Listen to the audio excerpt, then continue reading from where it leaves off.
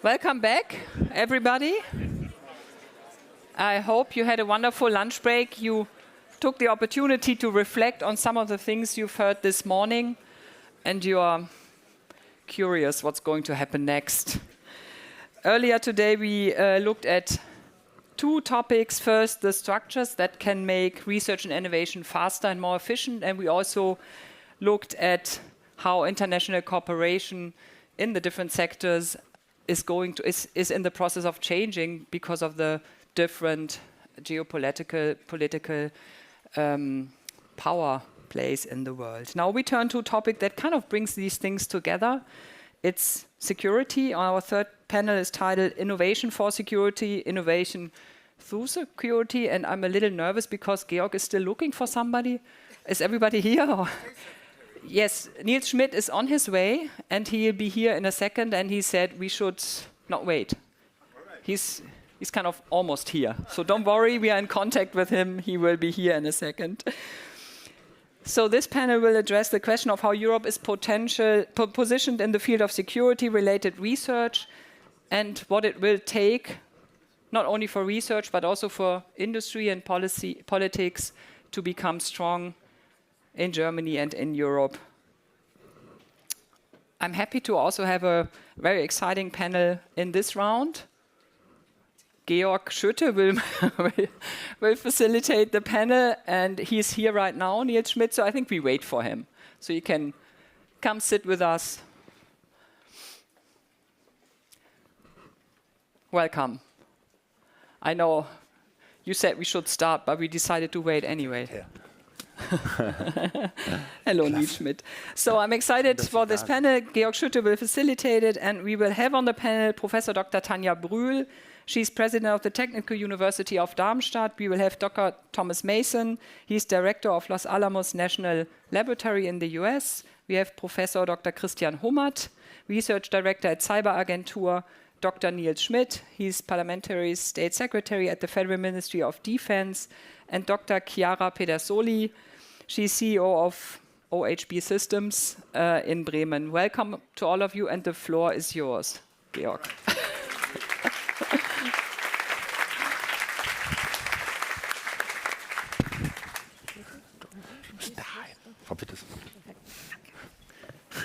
All right, here we are. Thank you very much for coming back after lunch. I hope you had a good lunch. And we will almost close this summit meeting by talking about innovation for security and innovation through security. It somewhat brings together the discussions which we had earlier today about appropriate structures for research. It brings together the debate about international collaboration and focuses on defense spending and security-related spending. And I have a wonderful panel here, and rather than introducing everybody, we jump right into the debate, and be ready, the last 10 minutes are yours. So we will open the debate for your questions. It may only be a couple of questions given the large audience, but be prepared to ask questions which are burning and necessary. Niels Schmidt, you're the Parliamentary State Secretary in the German Ministry of Defense. And defense has become an issue since the Russian invasion in Ukraine, and we always think that it was only a couple of years ago. The invasion started in 2014, and whenever you are in Kiev, you notice how deeply this affected this country. The Ukraine is merely 2,000 kilometers away from us, so we do have a war in Europe. The end of the Cold War and the peace in the aftermath is definitely over, and we have to get our act together. The epochal change was called the Zeitenwende in Germany, and I'm not sure whether we spend enough or whether we spend too much time to think and debate about the Zeitenwende. We do need the Zeitenwende. So how do you think Germany and Europe is positioned with regard to defense organization and then defense spending and defense research, which is our focus? Well, thanks for having me. And I would say that we are catching up. Catching up in terms of spending, catching up in terms of research. And Germany is playing a leading role and has to play a leading role. It's the biggest economy on the continent. It's, after the US, the largest economy inside NATO. And it's a high-tech country, especially with regard to civilian research.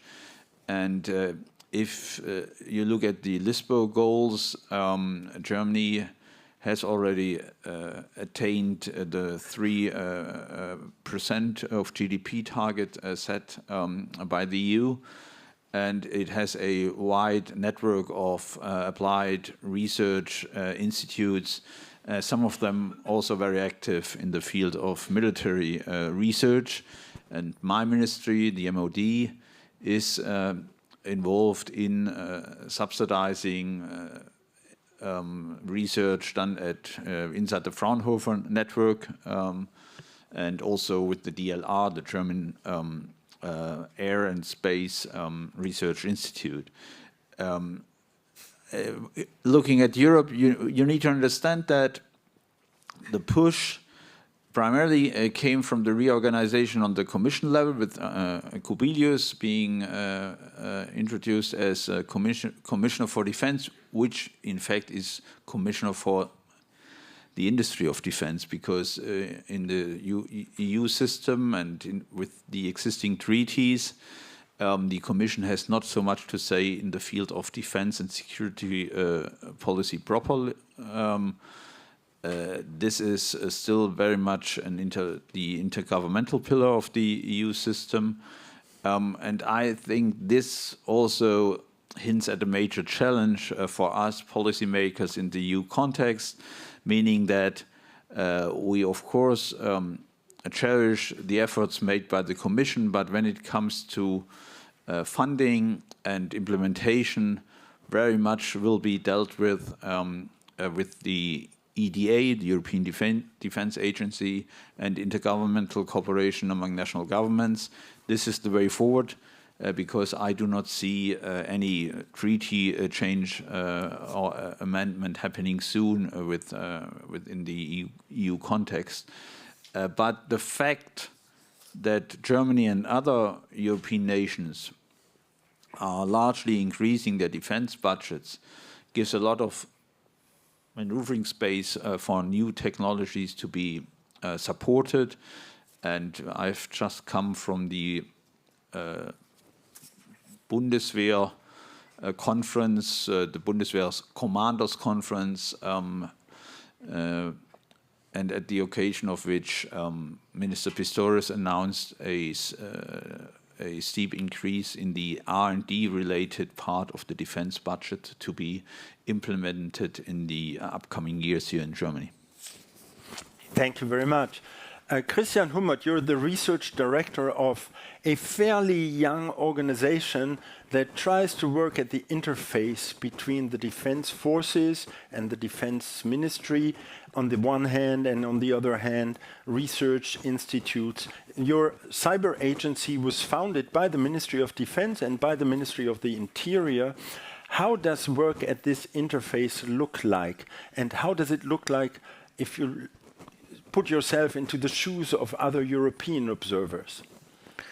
Okay, so traditionally in Germany, the military research and the civilian research is strictly divided, and this is something unique in the world. So we have these universities and with these civil clauses and peace clauses, and this is not known in other countries of the world. And this strictly diversion of the two fields does not bring us the most innovative actors, especially in the military research. If you leave the military research to large companies or to ground-funded functions, then you don't have this competition.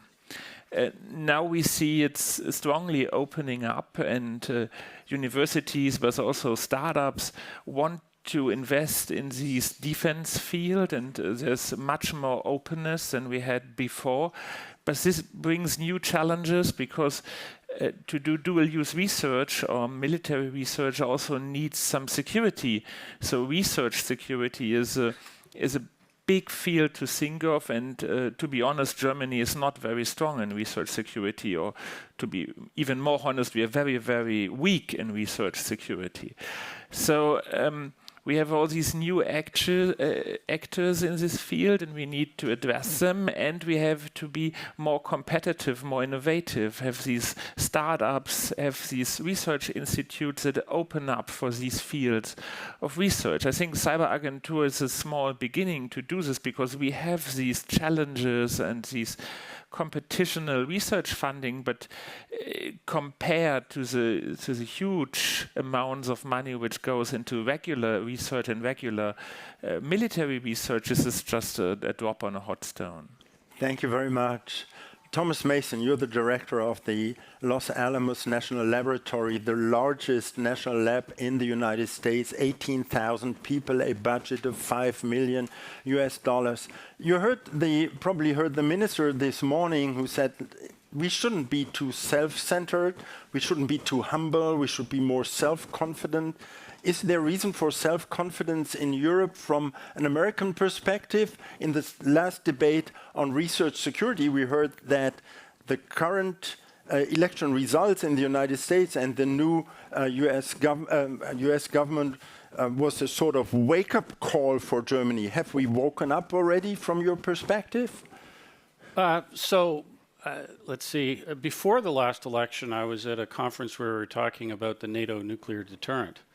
And there was a prominent conservative defense policy person there who said, well, you know, there was a lot of talk about Trump-proofing NATO.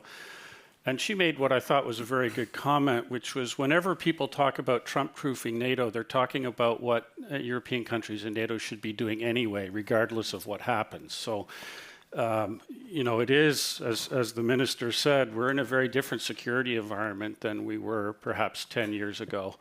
And, you know, certainly there are a lot of changes happening in the US, but in my world, Los Alamos National Lab is a National Security Science Research Institution. You know, most of the changes that are driving my world are global in nature. You know, we've been growing. Our budget has been growing. That started, I joined the lab in 2018. That was during the first Trump administration. It continued through the Biden administration, and now it's continuing in the next Trump administration. So this is a trend that's not dependent on which party is in power, because it's driven by the fact there is a war in Europe. And there are concerns about stability in the South China Sea. And, you know, there's tragic events have been unfolding in the Middle East. And science and technology is part of the way that society responds to those threats. And so I think particularly in the European situation, where you do have, you know, a lot of innovation in research, maybe for a long period of time post-end of the Cold War, post-falling walls, it wasn't necessary to think about things as much in a defense context, but I think that's changed. And the world we're in now, it's appropriate to think about how can our science and engineering help strengthen our security. And it's more than science and engineering that happens at the National Laboratory in Los Alamos. You said that you also engage in Earth, you told me in the break before, that you also engage in, for example, Earth systems research. So what kind of security concept is behind your work? Is it a purely military defense-focused orientation, or is there more to it? We have a very broad spectrum of what we do. We do very, very sensitive work, you know, designing weapons. On the other hand, we do very, very fundamental research into the origins of the universe and the, you know, fundamental constituents of matter. We try and understand how the world is changing. We don't call it climate change these days. We call it Earth systems modeling, but it's rather similar to climate change research. And our open science is often driven by our national security perspective. So, for example, in the case of Earth systems modeling, we have particular interest in sea ice. And sea ice is an important part of the climate system. and how it interacts with increasing temperatures in the sea, and sea-land interfaces is an important part of models. It's also highly relevant for national security. If you think about the Arctic and the disappearance of the sea ice in the Arctic, that has big consequences in terms of commerce because of the opening of the Northwest Passage. It also matters a lot when you're worried about ballistic missile submarines. So, the science that we do, we look at through a lens of national security, and it's part of what we bring to the national security problems is that sort of strong rooting in fundamental science. Before turning to Tanja and Chiara, who represent the German science and research system, one question with regard to open research. How open can research be at a national laboratory, and where is the proprietary area of defense that is purely shielded off from a larger research public? Well, for us, it's essential that we're engaged internationally at the cutting edge of research, and that requires openness. It requires international collaboration. We do have things that we cannot and do not share, so we have to be able to segregate physically in terms of the space where people can go, our computer networks. We think hard about who are we collaborating with and on what topics. So we have to be sensitive to concerns about research security, but part of the reason we have to be sensitive is because if we have an issue there, it will limit our ability to operate in the open science world, and that would be harmful to our national security missions. So it's a balancing act, and it's something we pay a lot of attention to. All right, thank you very much. Tanja Brühl, you're president of one of the largest German universities of technology, and we heard the state secretary saying that the Minister of Defense just announced that there will be higher research and development spending in the defense budget. How does it affect your university? Do you get more money out of that? Do you adapt your structures? Or do you first have to engage in an internal debate about what to do in the first place? Well, first of all, thank you for giving me the opportunity to say a few words about what we are talking about. So you mentioned military research. You mentioned it's security-related research, and I think there's a difference. And the very first point I'd like to make is, what are we talking about? I'm very happy that there will be more money because all the German universities are eager for getting more money. That's another topic. But universities, our ambition is to be excellent in fundamental research. And as Mr. Wick has said in the first panel, out of the fundamental research, this is the basis for all kind of innovation that comes in different disciplines, in different ways. And so we need, first of all, the money for fundamental research. Then the question goes, and Mr. Humich, you mentioned the civil clauses. My university is one of the universities that have the civil clauses. But what does that mean? We are referring to our basic law, to the Grundgesetz of the German Republic. In Article 26, it refers to the question that we do not go into war. And the civil clause is just a normative framework saying that all our researchers have to think what kind of research they are doing, on what kind of effect could that have.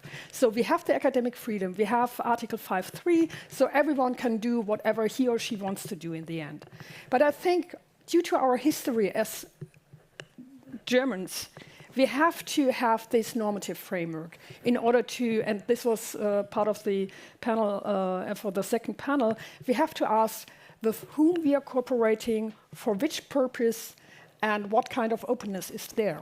So, coming back to your question, sorry, it was I'm very eager to learn more about the new funds that there are there. As a university with the civil clauses, we are cooperating with the Bundeswehr, with the German forces. Why not? I mean, it's for defense reasons. And we're going to see what's in for us. Right. And if you look at the papers and the recommendations that